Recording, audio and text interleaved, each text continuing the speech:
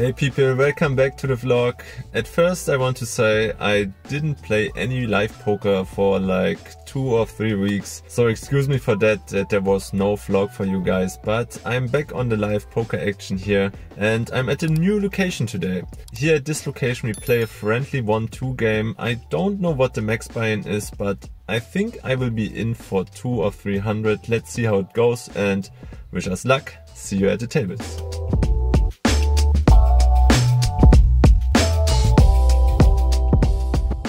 So I sat down at the table and buy in for 250 euro. There are not so many deep stacks at the table right now, so there's no real need to buy in for more. And it only takes us 5 minutes to pick up our first playable hand, Pocket Kings. Like in the previous episode, we start with a nice looking premium hand here. And in this situation, I'm under the gun and of course I raise it up here. I raise to 7. Unfortunately, it folds to the big blind, who at least is the only customer. He decides to call and we see a flop heads up of 9-8-7 rainbow. He checks to me, and even though this board isn't very great for our range, I want to build a pot right now with my overpair, so I see bet for 10. The big blind decides to call and we see another 8 on the turn. In general, that might be a better card for the big blind player. Maybe he sometimes floats here with second pair. Anyway, after he checks to me again, I think my hand is still best here. I keep betting here after he checks to me and I bet 25. He tanks for a little but then calls again. At this moment of the hand, I think my opponent has a 9, maybe 10-9 at best, and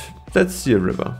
The dealer rolls over another 8. Pretty nice card for us, and even better news, my opponent now leads for 60. He only has 17 euro left behind and I want to play for all of it. If he has an 8, he deserves his full double up, but most of the time he will have a 9 and I'm greedy. I want to have this 17 euro more, and of course he snap calls my all in. He is pot committed, I show my hand and we are good. Very nice start to the session again here. My opponent indeed later told me he had a 9.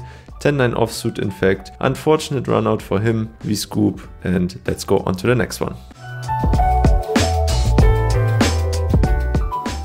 In the next hand we are on the low jack with king queen offsuit. It folds to me and I raise to 7. The cutoff behind me and the big blind decide to call and we go 3 ways to a flop of king 6-4 with 2 diamonds. Surprisingly, the big blind don't want to play in flow and don't check to us. He decides to lead for 15. It's on me and I think I have a decision here. Since I don't know any tendencies of my opponents, let us think about possible hands he could lead here with. Some possible flush draws or maybe some straight draws like 5-7 or 5-3, where he wants to set his own price are possible.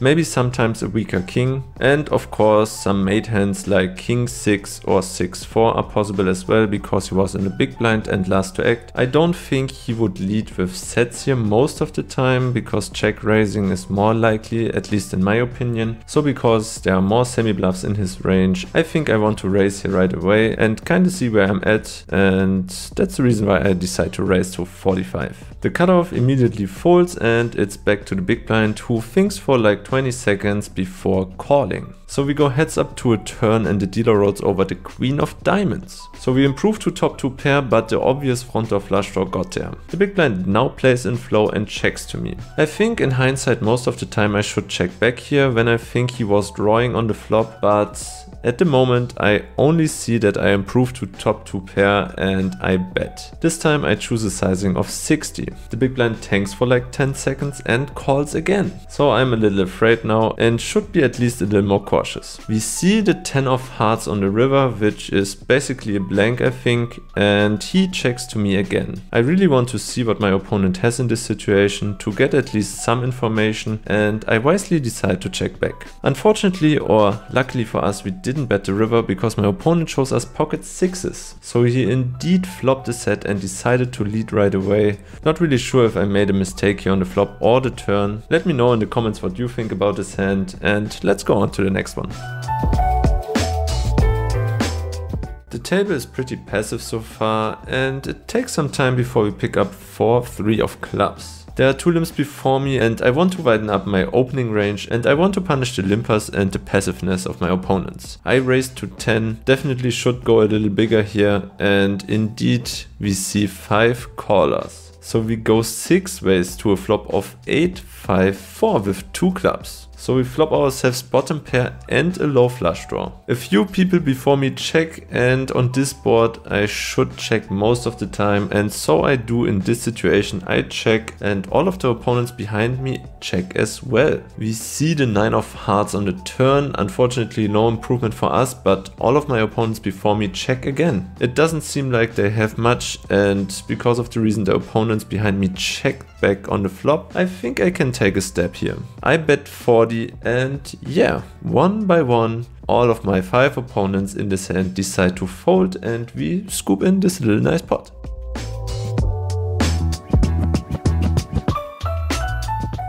Here we have pocket 7s on the button, and in this hand the under the gun straddle for 4 is on. There are 2 limbs before me and I make it 20 to go. The small blind folds, the big blind calls, and the 2 limper decide to come along as well, and we see a flop 4 ways. If there is a good timing to flop a set, it's definitely this one, and the dealer is on our side because he shows us King 7 deuce rainbow. What an amazing flop for our hand. The board is so dry and all of my opponents in this hand decide to check to me. Since this board is so dry, I don't think I want to bet too big here, but I definitely want to build a pot. I don't want to check back, and after some time I decide to bet small for 25. Surprisingly, the big blind now raises me to 73. The 2 limpers get out of the way pretty quickly and it's on me again. He has around 140 behind, so if I call he don't even have a pot size bet left, and I don't want to scare him away, and I think there's only one option here, and that is calling. That's what I do. I stick in around 50 euro more, and we see the ace of diamonds on the turn. Pretty sure that's a scare card for him most of the time, and indeed he checks to us, and yeah, since our stack to pot ratio isn't even at 1, I think I have to go all in here even with the scare card. I move all in for 140 effective, and the big blind snap calls us. Not really sure what this means, but we turn our hands over and my opponent shows us ace king. Not really expected this one because there was no free bet pre, but I'll take it. The dealer rolls over the 3 of spades on the river, clean run out, and we scoop in this massive pot. Credit to my opponent, my name brother Philip. He took this loss like a man, he wasn't mad at all, and greetings to you, man. It was nice to play with you as usual. Hope we see us pretty soon.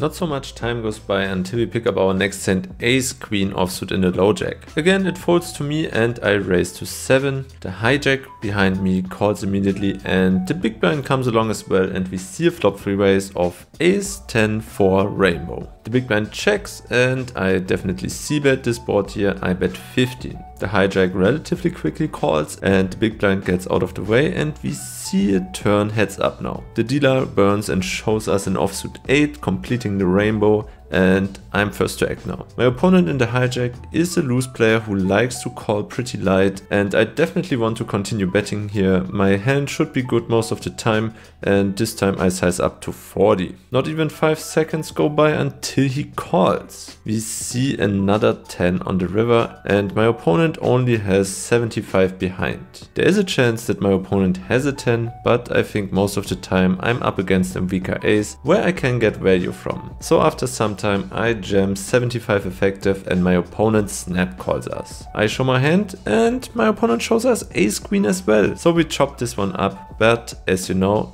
what they say, Lee. Everyone loves a chop pot. Right.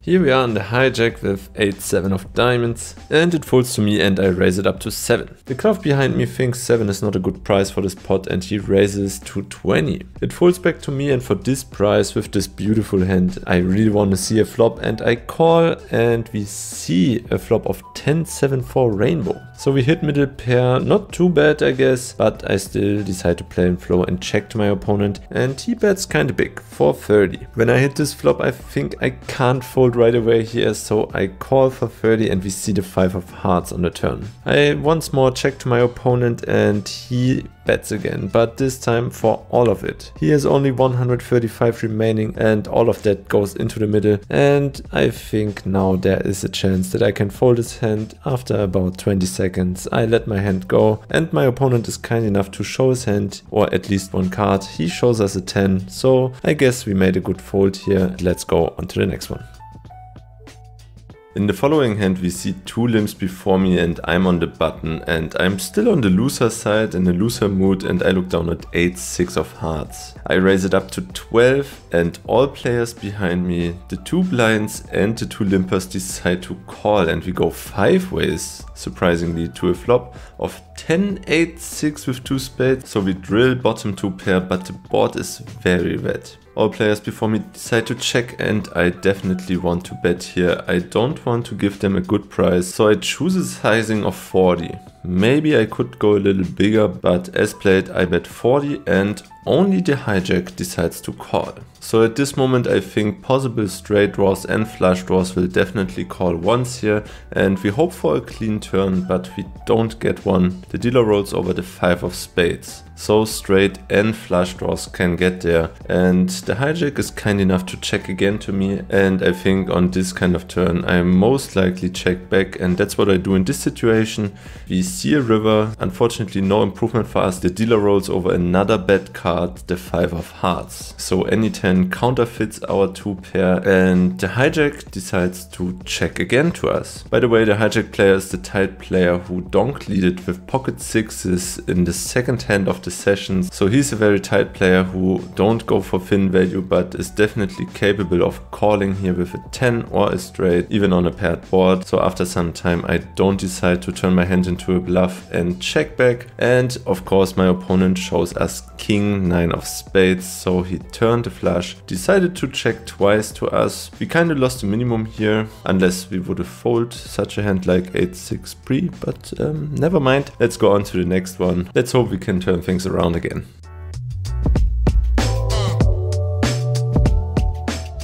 Excuse me for the bad lighting in this clip, but it's getting late and kinda dark outside. But believe me, I'm in the small blind with 10-9 of clubs. There's an under the gun raise to 7, the low jack and the hijack decide to call and it folds to me. I decide to call as well, since this is an early position open. I don't want to 3-bet with such a good hand because his opening range should be very strong. Of course that invites the big blind who calls as well, and we go to another flop, 5 ways of 9-7-7 rainbow with 1 club. We decide to check to the pre-flop aggressor and he decides to c-bet for 20. The middle position players fold and it's my turn again. I decide to call with my top pair, decent backdoor equity. We have some possible straight and flush draw backdoor possibilities. The big blind folds and we see a turn, only heads up now, and the dealer turns over the 8 of clubs. So we improve to an open-ended straight flush draw. Not too shabby, but I decide to play in flow and check to my opponent again, and he tanks for some time, but then bets again, this time for 35. In my mind I am switching between calling and raising. The board got very wet on this turn and my opponent still wants to bet, and most of the time I think he has an overpair, maybe sometime a very strong draw like ace king of clubs, which he wants to continue betting. After some time I think calling is a good play here, and that's what I do. I stick in 35 as well with the intention to lead some rivers, and of course the 4 of clubs is one of them.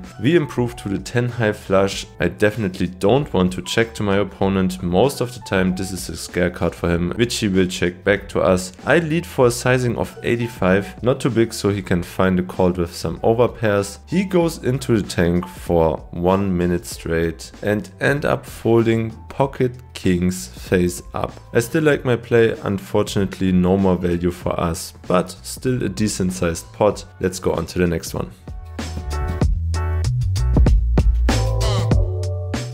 In the last hand of the night, we mix it up again. This time we are in the hijack with 10-6 of diamonds. It folds to me and I raise to 7. The cutoff behind me thinks 21 is a better price and she 3-bets for this amount. It folds to the big blind who decides to cold call and it's back on me, and yeah, 10-6 of diamonds should be a fold in the first place, but I got myself in this situation and now that's way too good of a price to fold, and that's the reason why I stick in the call and we see a flop 3 ways in a 3-bet pot and the dealer turns over 8-8-7 rainbow. In general, that is definitely a better board for the 3-bet calling ranges, especially for my position. I could have a lot of 7-6, 8-7, 9-8, 10-8 kind of hands, and I will definitely keep that in mind. Anyway, the big blind and I decide to check to our opponent and the cutoff still wants to c-bet, but c-bet's pretty small for 20. The big blind gets out of the way and I stick in 20 euro as well.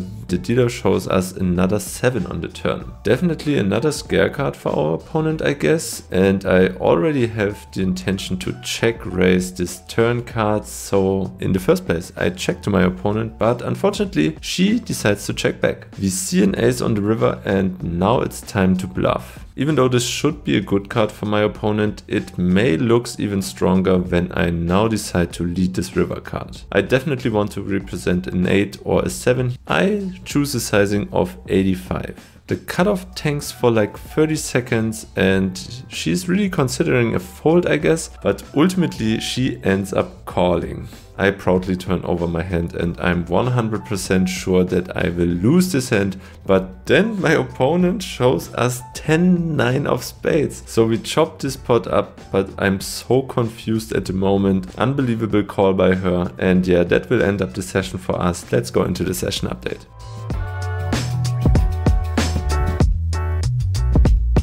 So guys, long session today. We played for around 7 hours, I guess. I was in the game for 250 euro and out of the game for 430, so that makes a profit of 180 euro. Another win. Feels good, and feels good to play live poker again. I hope I can mix in some more sessions in the future, and yeah, thanks for watching. Subscribe to the channel if you like my videos and see you in the next one. Goodbye.